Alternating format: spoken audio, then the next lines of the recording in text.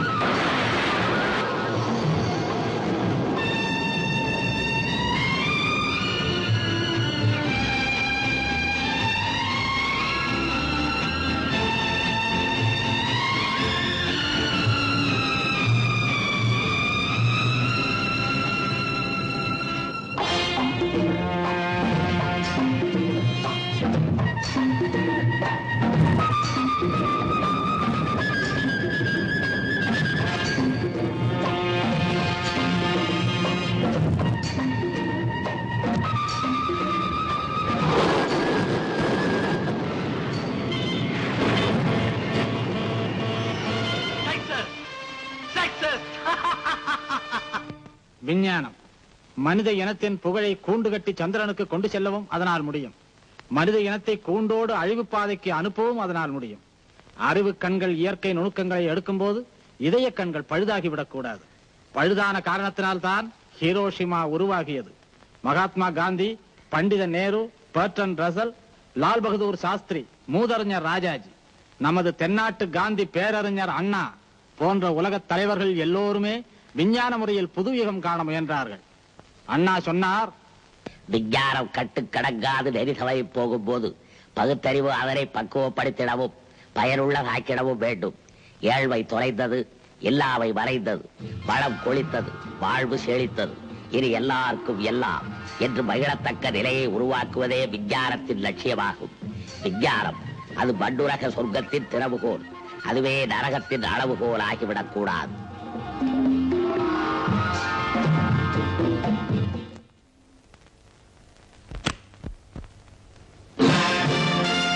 வெற்றியை நாளை சரித்திரம் சொல்லும், இப்படை தோற்கின் எப்படை வெல்லும். நமது வெற்றியை நாளை சரித்திரம் சொல்லும், இப்படை தோற்கின் எப்படை வெல்லும்.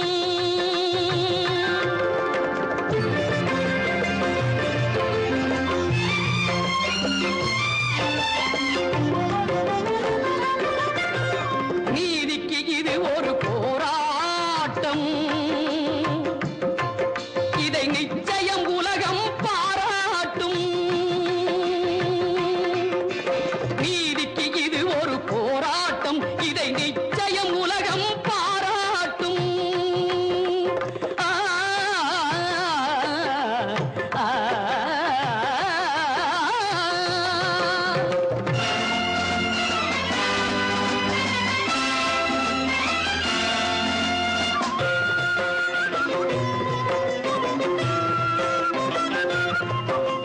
வல்லோர்கள் சுரண்டும் பொல்லாத கொடுமை இல்லாமல் மாறும் ஒரு தேதி. ஆ, ஆ, வல்லோர்கள் சுரண்டும் பொல்லாத கொடுமை இல்லாமல் மாறும் ஒரு தேதி. அந்த இல்லாமை நீங்கி எல்லோரும் வாழ இந்நாட்டில் மலரும் சமநீதி.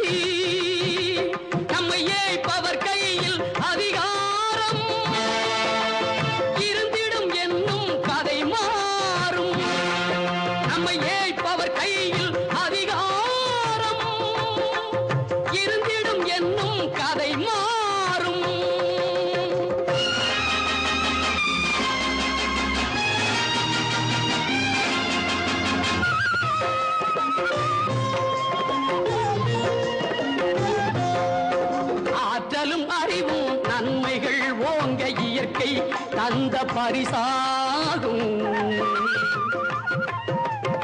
ஆற்றலும் அறிவும் நன்மைகள் ஓங்க இயற்கை தந்த பரிசாகும். இதில் நாட்டினை கெடுத்து நன்மையை அழிக்க நினைத்தால் எவர்க்கும் அழிவாகும். நல்லதை வளர்ப்பது அறிவாற்றல், அல்லதை நினைப்பது அழிவாற்றல். நமது வெற்றியை நாளை சரித்திரம் சொல்லும். இப்படை தோற்கின் எப்படை வெல்லும். நமது வெற்றியை நாளை சரித்திரம் சொல்லும்.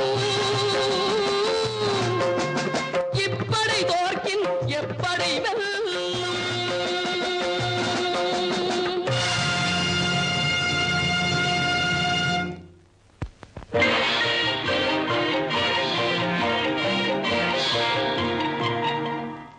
உலகத்தின் தலைசிறந்த விஞ்ஞானிகளே, அறிவுலக மேதைகளே, 4 ஆண்டுகளுக்கு முன் இப்படிப்பட்ட ஒரு விஞ்ஞானிகள் மகாநாட்டில் மின்னலை மனிதன் ஆக்க சக்திக்கு பயன்படுத்த முடியுமா என்ற கேள்வி எழுந்தது. முடியும் என்று நான் சொன்னேன். பொறுப்பை என்னிடம் ஒப்படைத்தீர்கள். முயன்றேன், வெற்றியும் பெற்றேன். ஆனால் அது ஒரு மாபெரும் அழிவு சக்தியாக உருப்பெற்று விட்டது. மிஸ்டர் முருகன், நீங்க சொல்றது எங்களுக்கு புரியலையே. ஒரே ஒரு முறை தோன்றும் மின்னலை சேமித்து வைத்தாலே அது பல அணுகுண்டுகளின் சக்தியை பெற்று விடுகிறது. அதிக அளவில் சேமித்து வைத்து வெளியிட்டால் அது இந்த உலகத்தை ஒரே நொடியில் சாம்பலாக்கிவிடும். Is it true? Is it possible? It's a wonderful achievement. Mister Murugan, you are great. நீங்க மனித சக்தியின் ஏக பிரதிநிதி, இயற்கையை எதிர்த்து போராடும் மகா மேதை. நீங்க கண்டுபிடிச்ச இந்த ஆராய்ச்சியை இந்த அறிவு சபைக்கு முன்னாலே எடுத்து சொல்லுங்க, பிறகு அகிலத்துக்கே சொல்லுங்க. Yes, Mr. Murugan. Please read out your results. I am very sorry, sir. என்ன மன்னிச்சிருங்க. நான் அதை வெளியிட விரும்பல. Why, sir? What is the matter? ஏன்? இந்த உலகத்தை சுடுகாடாக்கும் 3வது உலக யுத்தம் எங்கு தோன்றுமோ, எப்படி வெடிக்குமோ என்று மனித குலமே அஞ்சி நடுங்கிக் கொண்டிருக்கிறது. இந்த நிலையில் மேலும் ஒரு அழிவு சக்தி தேவையா? நல்ல கற்பனை. நான் நினைச்சேன். என்ன நினைச்சீங்க? புகழ் அடையறதுக்கு இது ஒரு புது வழி. கண்டுபிடிச்சிட்டதா சொல்லி கைத்தட்டல் வாங்குறது, பிறகு வெளியிடாம இருக்கிறதுக்காக வேதாந்தம் பேசுறது. மிஸ்டர் முருகன், எனக்கு வெக்கமா இருக்கு. அப்போ நான் சொல்றேன், நீங்க நம்பலையா? என்னால நம்ப முடியல மிஸ்டர் முருகன். சகோதர விஞ்ஞானிகளே, நான் சொல்றேன் உண்மை. We don't believe it. It is fantastic. தயவு செய்து நான் சொல்றேன் நம்புங்க. Then demonstrate and prove it. நிரூபிச்சு காட்டுங்க. Yes, demonstrate. ஓஹோ, ஓகே, நிரூபிச்சு காட்டுறேன். வாங்க.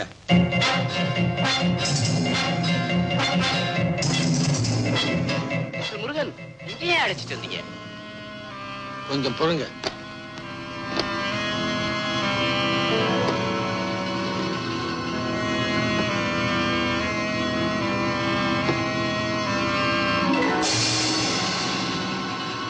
What is it, Mr. Murugan? என்ன இது? கண்ணிமைக்கும் நேரத்துல தோன்றி மறையும் மின்னலின் சக்தியில 10 லட்சத்தில் ஒரு பங்கை சேமித்து வச்சிருக்கேன். இதால என்ன செய்ய முடியும்? நீங்க பாக்குறீங்களே, இவ்வளவு பெரிய இடம், இது அத்தனையும் ஒரு நொடியிலே சாம்பலாக்கிடும். இவ்வளவு பெரிய இடத்தையா? ஆமா, இல்லை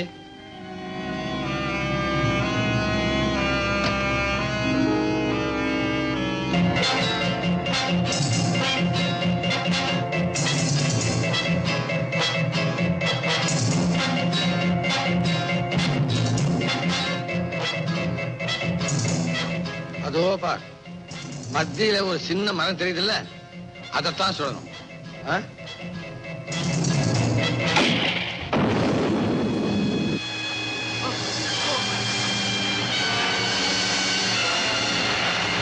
இல்லை, பயப்படாத.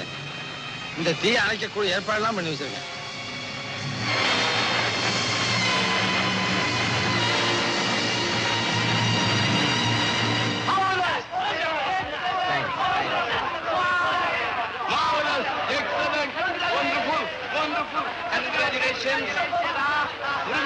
நீங்க நிரூபிச்சு காட்டிட்டீங்க. விஞ்ஞான உலகத்திலேயே இது மாபெரும் சாதனை. மிஸ்டர் முருகன், என்ன செய்யுங்க? என்ன இது? மிஸ்டர் முருகன், மிஸ்டர் முருகன், என்ன செய்யுங்க? என்ன இது? நான் கண்டுபிடிச்சேனே அந்த ஆராய்ச்சி குறிப்பு, அதுதான் இது. இனிமே இது யாருக்குமே பயன்படாது. Mr. Murugan, at last you did a foolish thing.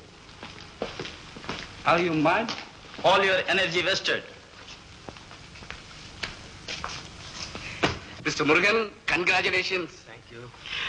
நீங்க எரிச்சிங்களே ஆராய்ச்சி குறிப்பு. ஆமா. அத நான் நம்பல. நீங்க எப்ப என்ன நம்பினீங்க? இப்ப நம்புறதுக்கு? மிஸ்டர் முருகன், உலகத்திலேயே நீங்க பெரிய விஞ்ஞானின்னு நிரூபிச்சிட்டீங்க. இப்ப நான் உங்களை உலகத்திலேயே பெரிய பணக்காரேன்னு நிரூபிக்க போறேன்.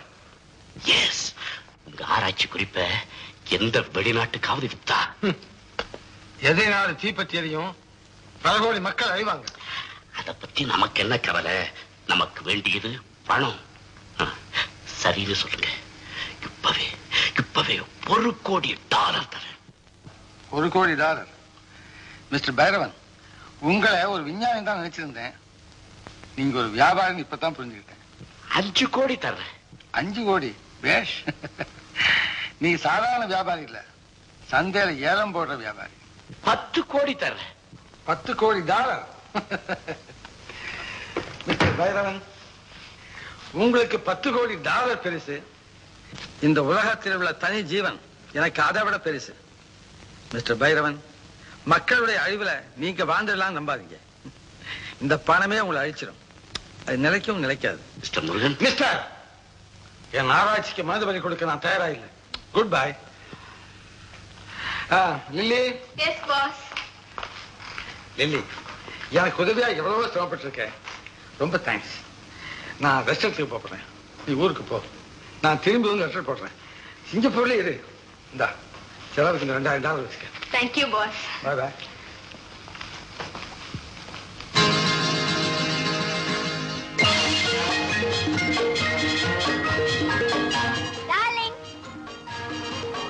டார்லிங், அங்கே இருங்க, நான் வர்றேன்.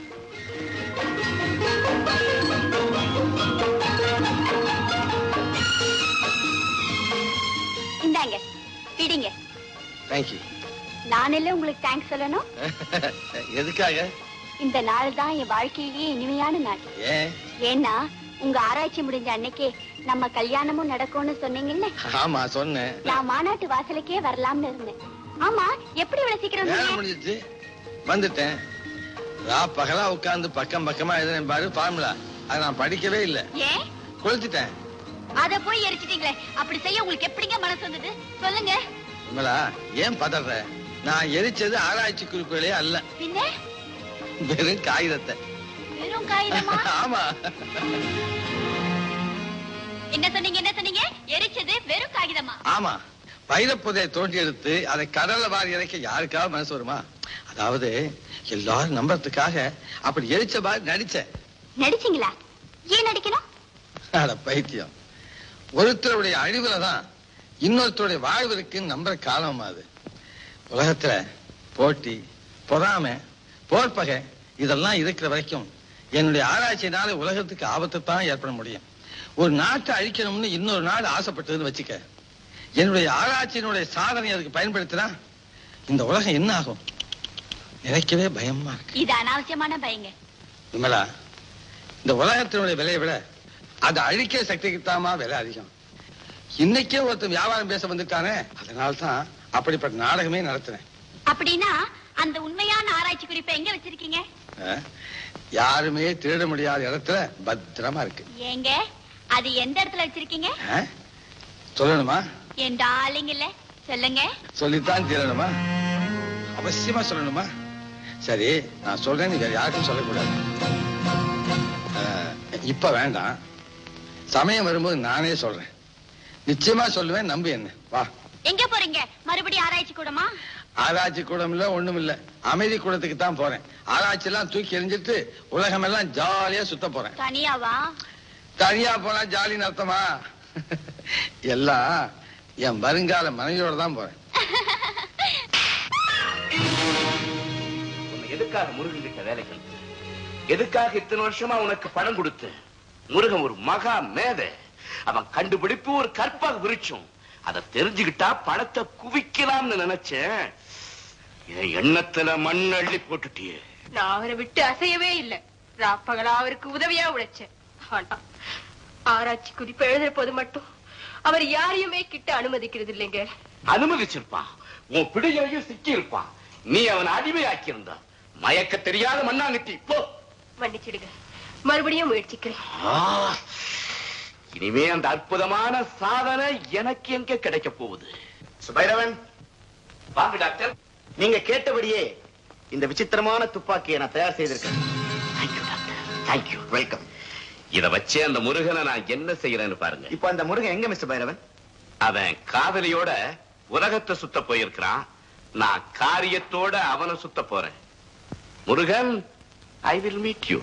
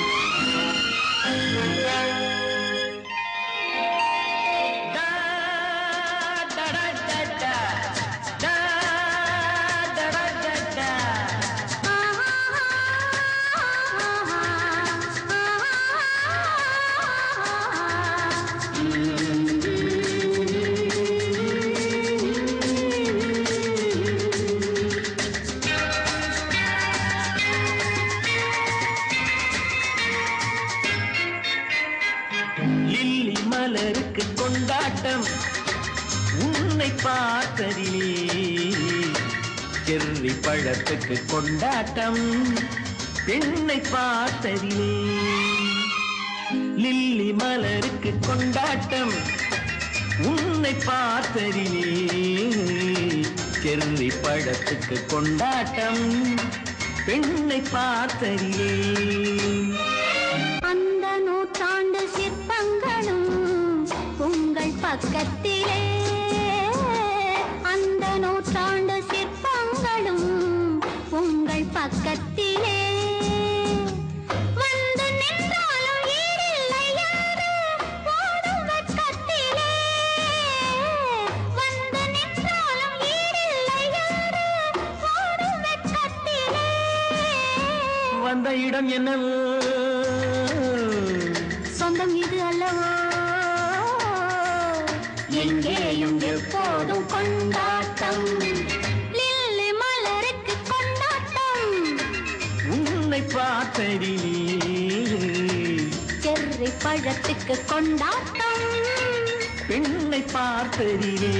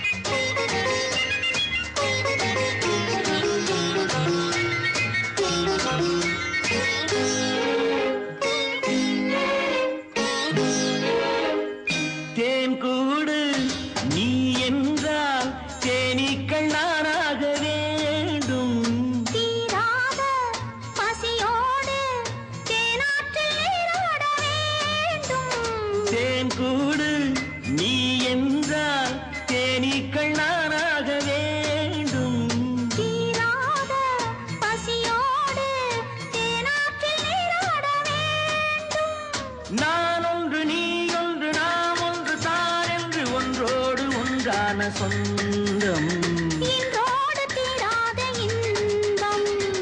லில்லி மலருக்கு கொண்டாட்டம் உன்னை பார்த்ததிலே.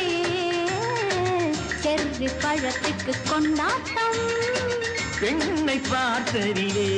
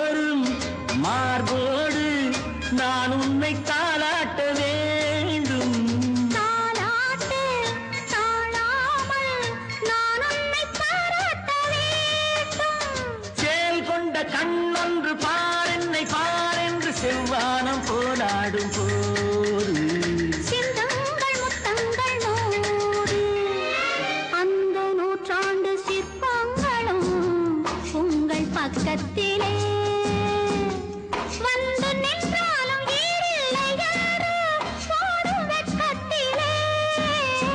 வந்த இடம் என்னவோ சொந்தம் இது அல்லவோ எங்கேயும் எப்போதும் கொண்டாட்டம். லில்லி மலருக்கு கொண்டாட்டம் உன்னை பார்த்ததிலே. செர்ரி பழத்துக்கு கொண்டாட்டம் பெண்ணை பார்த்ததிலே.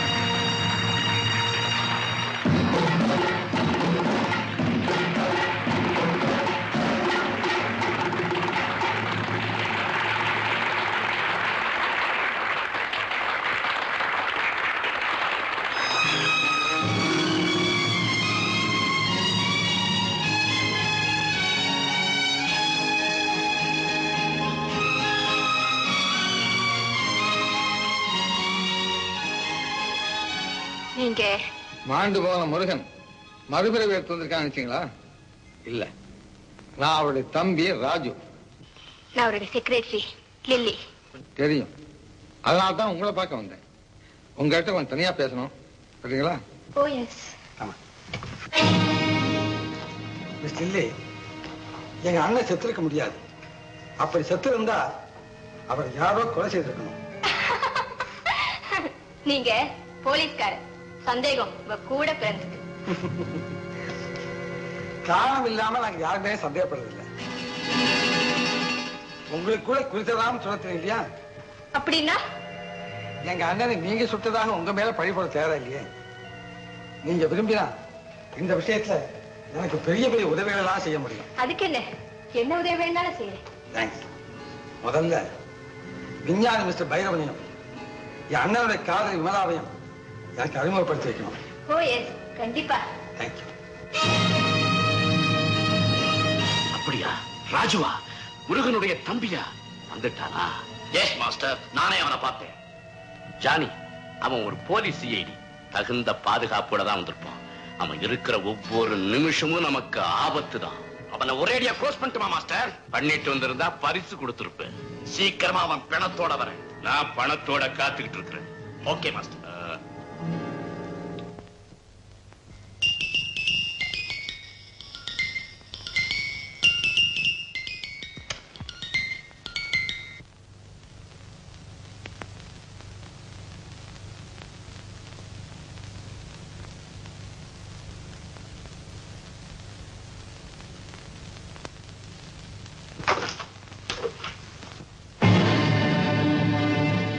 ஜானி, லில்லி, முருகன் தம்பி ராஜு எங்க? இதே ஹோட்டல்ல பக்கத்தரையில தான் தூங்கிட்டு இருக்காரு. தூங்குறானா? அவன் நிரந்தரமா தூங்குறான். நீ என்ன சொல்ற? இது ப்ரொஃபசர் பைரவ உத்தரவு. ஜானி, நீ ஒரு பைத்தியம். என்ன பைத்தியமா? ஆமா, அவர் கிட்ட நெருங்கினா நீ மட்டுமல்ல இந்த கத்தியே நடுங்கும். Then குறி தப்பாம